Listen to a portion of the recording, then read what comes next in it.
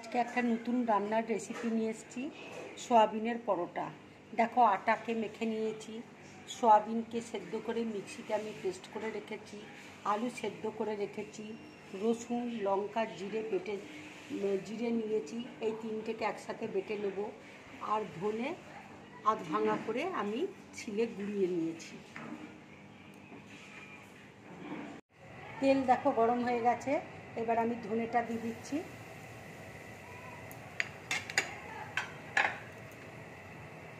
মশলাটা দিয়ে দিচ্ছি, জিরে লঙ্কা রসুন বাটা রয়েছে, আদা থেতো করে রেখেছি। এবার লঙ্কা গুঁড়োটা দিয়ে দিচ্ছি।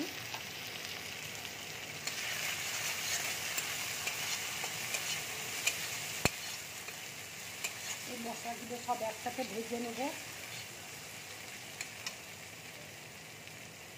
এবার নুন দিয়ে দিচ্ছি,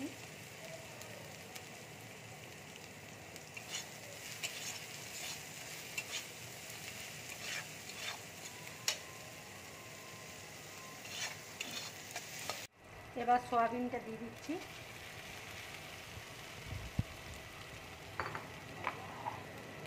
আলু সেদ্ধটা দিয়ে দিচ্ছি। ভালো করে ভেজে নেব। ওখানে হলুদ দিয়ে দিচ্ছি,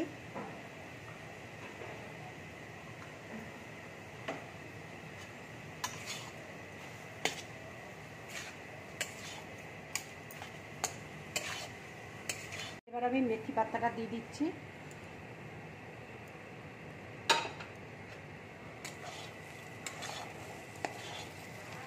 দেখো আমার পুরটা হয়ে এসছে।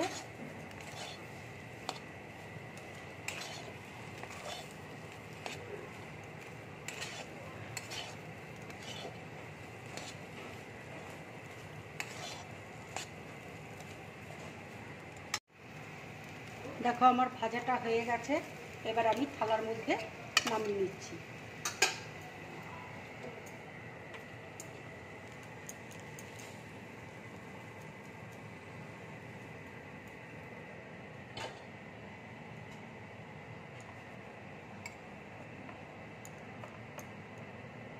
আমি লেচি করে নিচ্ছি।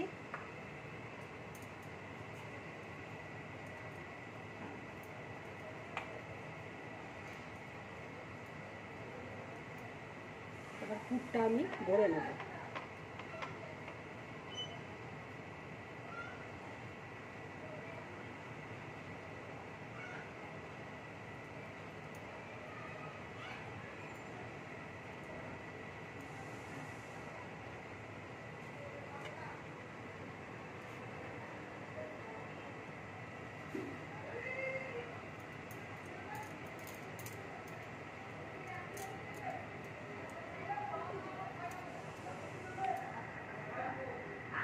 আমার বেলা হয়ে গেছে, এবার আমি থালার মধ্যে রাখছি।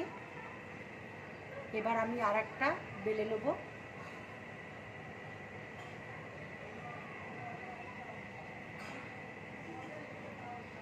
পুরো আমি ভরে নিচ্ছি।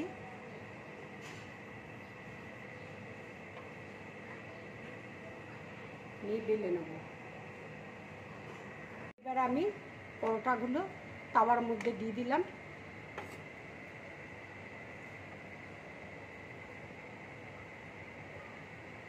দু পিঠ সেকে তারপর তেল দিয়ে আমি ভেজে তুলব। আমার ভালো করে সেকা হয়ে গেছে, এবার আমি তেল দিয়ে ভেজে নিচ্ছি।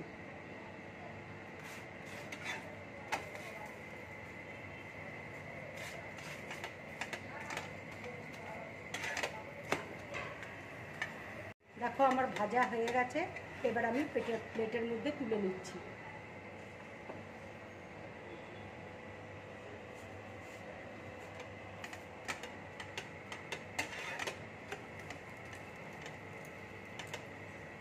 ভাজা আমার হয়ে গেছে, এবার আমি প্লেটের মধ্যে তুলে নিচ্ছি।